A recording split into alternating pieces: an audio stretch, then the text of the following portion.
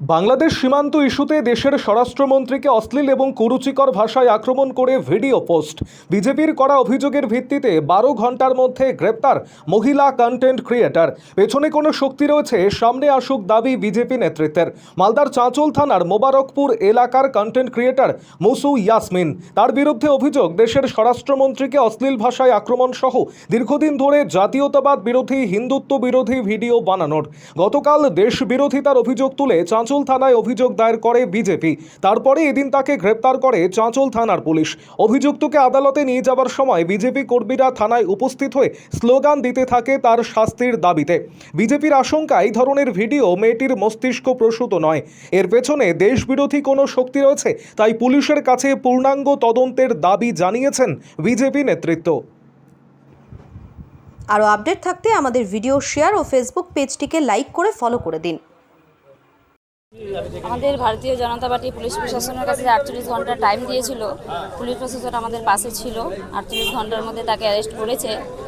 আমরা চাই ওর কঠোর শাস্তি হোক, এমন শাস্তি হোক যাতে বিগত দিনে কেউ আর এইসব কাজ করতে না পারে।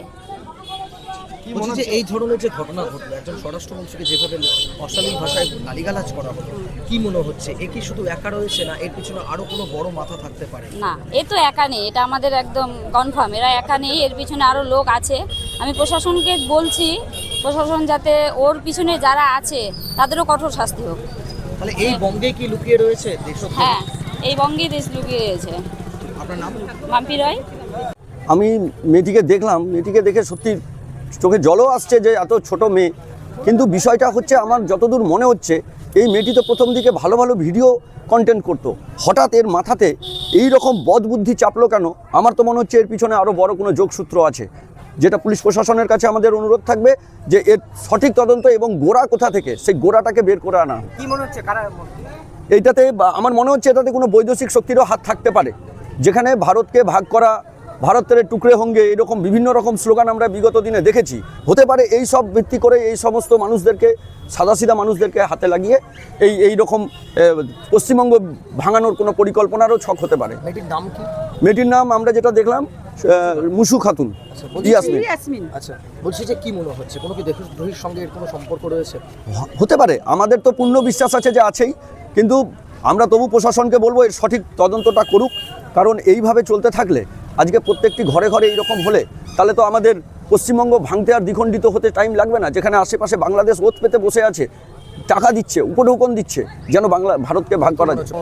হতে পারে বাংলাদেশ এখন পাকিস্তানের সাথে যুক্ত হয়ে গেছে, এখন বন্ধুত্বপূর্ণ সম্পর্ক হয়ে গেছে। বাংলাদেশের সাথে পাকিস্তানের যোগ, পাকিস্তানের সাথে আরও কোনো কান্ট্রির যোগ থাকতেই পারে। এগুলো তো আমরা এর আগে দেখা গেছে মালদা জেলার বিভিন্ন জায়গায় জঙ্গি সংগঠনের স্লিপার সেল কাজ করেছে, যারা এই ধরনের দেশবিরোধী ন্যারেটিভ ছড়িয়েছে। এখানেও কি সেই যোগ থাকতে পারে বলে আশঙ্কা করছেন? একদম। আপনাকে তার আগে একটু ভেবে দেখতে হবে, আমাদের জিওগ্রাফিক্যাল যে ম্যাপটা, বাংলাদেশ চারিদিক দিয়ে পশ্চিমবঙ্গকে ছেয়ে রয়েছে। কালিয়াচক থেকে শুরু করে যাবতীয় বর্ডার এলাকা দেখবেন বাংলাদেশ ছেয়ে আছে। ফলে এখানে যে যোগসূত্র থাকবে না, এর কোনো বিকল্প নেই, থাকতেও পারে। কি চাইবেন, কি দাবি? আমাদের দাবি হচ্ছে এই মেয়েটির যেন আইনানুগ কঠোর শাস্তি হয়, যেন এটি আমাদের কাছে একটি উদাহরণ হয়ে থাকে।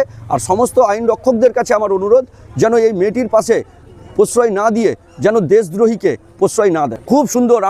আমরা কালকে রাত্রেবেলা, রাত্রি মোটামুটি 11:30টার দিকে আমরা এটা করলাম, 3টার মধ্যেই শুনলাম অ্যারেস্ট হয়েছে। পুলিশের এই তৎপরতাকে আমরা সাধুবাদ জানাই। পুলিশ এইভাবে স্বতন্ত্রভাবে, জাতি ধর্ম বর্ণ নির্বিশেষে, দেশদ্রোহী হলেই।